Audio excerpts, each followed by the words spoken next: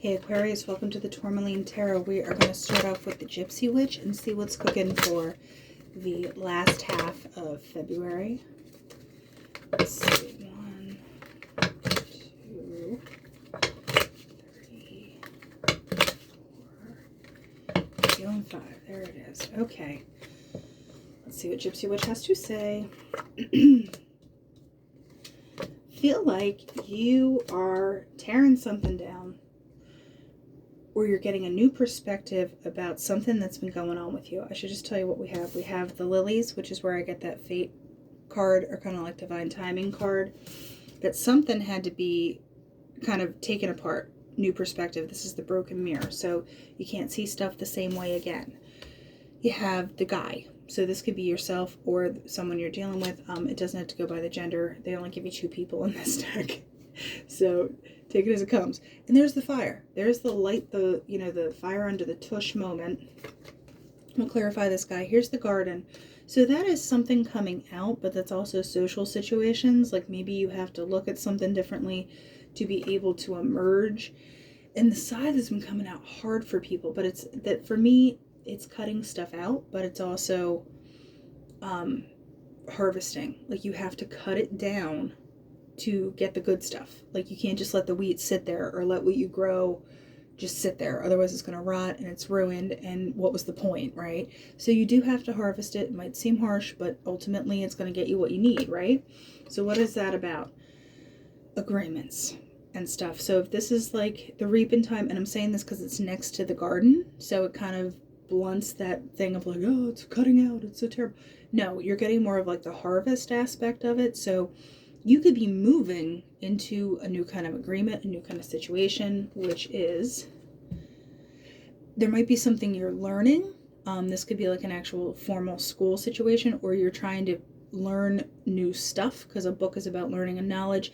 Can be about secrets, but I'm not getting that. Like if this was sitting by the mice, I might say secrets, but this seems more of like learning opportunity. So with this mirror, what had to break? You have the Messages, you have the Rider. So something kicks something off. When you have your home, and then you have the Offer. So you might have been asked for, given an offer that would benefit your home, benefit your stability. It seems kind of like basic, right? But it kind of all happened in this divine timing circle. So now you're learning new stuff. This is the Snake. And people can say snakes are like scary or whatever, but or it's like, oh, it's slimy, it's sneaky.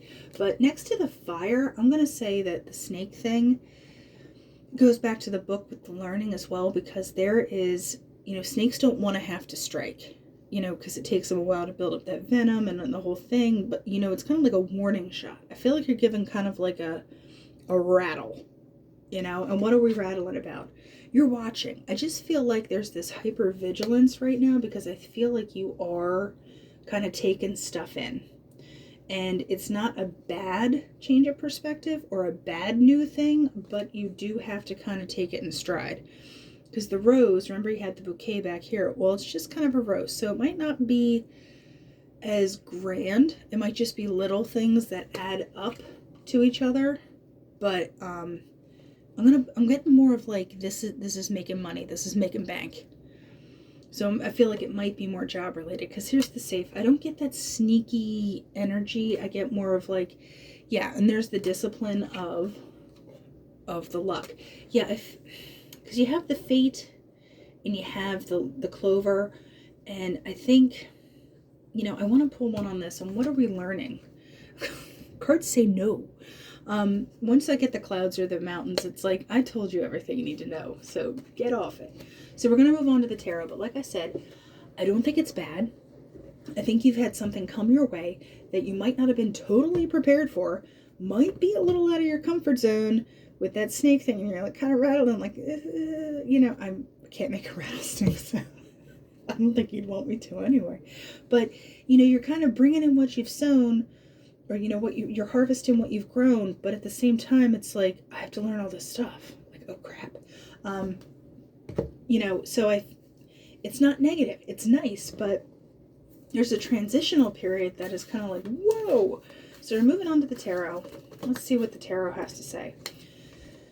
Three of Wands. There's this kind of waiting energy where you're like, okay, we can do this. We can do this, Aquarius. So what exactly are we doing? I feel like a heavy learning vibes. Three of Cups. So I feel like you have two threes. Two threes is that Ace of Pentacles. Yeah, so you're starting. I feel like, you know, whatever you've been waiting on, it's kind of coming out, and it's happy with the Three of Cups. There's kind of like a social aspect to it, so maybe there is like new stuff going on for you. But the Ace of Pentacles is this nice, good beginning. Give me, oh, it's like literally like, here you go. Seven of Wands. There is a little confusion. Like I said, there's that defensive, like, I don't know, energy. Let's clarify this Three of Cups. What good stuff are we talking about for Aquarius here, huh? What good stuff? Ooh, it really went out there. Sorry about that. It was the sun, by the way. I normally don't take them when they hit the ground, but it seems pertinent that you have this Knight of Wands, the Empress, and the Sun. It's like, yeah, so there is dawning, and this guy's kind of running headlong. There's the start of something. It's illuminating. So it's really good. But, you know, this guy is, like, serious about it. Like, there's no messing with him, right? And I want to see this Ace of Pentacles. What are we talking about with this for Aquarius? Eight of Wands. There's that communication stuff. So stuff is kind of coming at you hot and heavy. Not in necessarily a bad way. An overwhelming way, maybe. With the Seven of Pentacles. You're like, give me a minute. Just give me a minute. But you want to see what grows. You want to see what develops out of this communication and this stuff. So, and then you have two sevens kicking around here. So what is this Seven of Wands about? Five of Swords.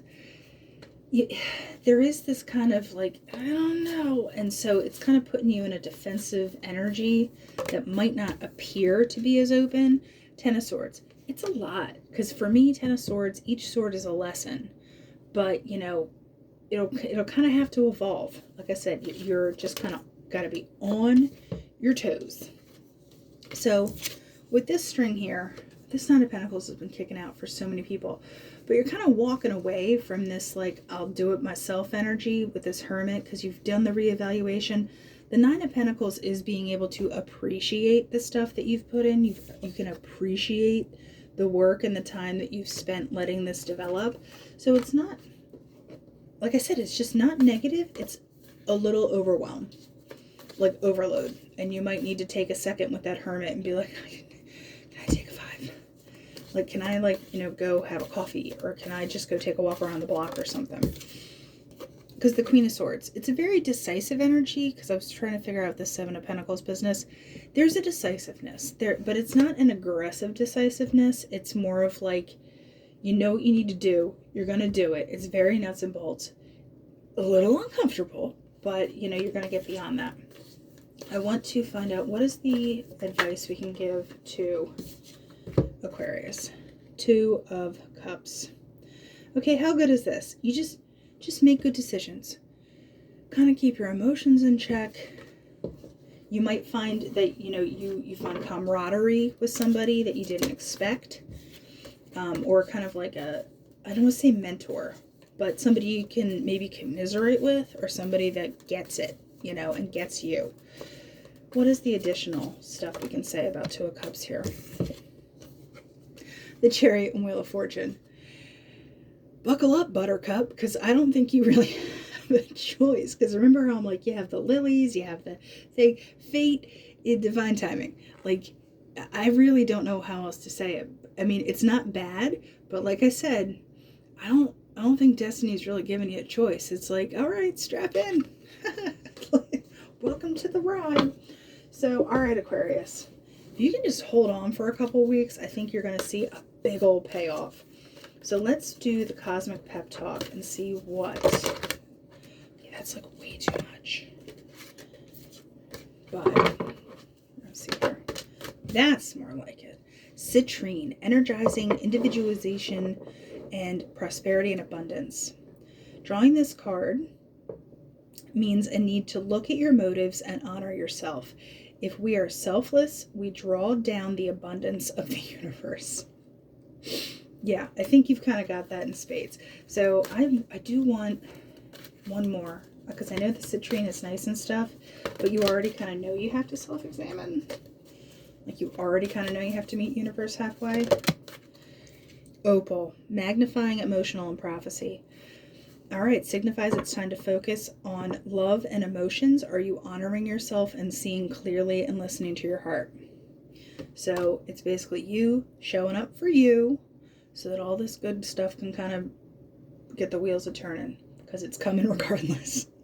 All right, Aquarius, until then, I'll talk to you later.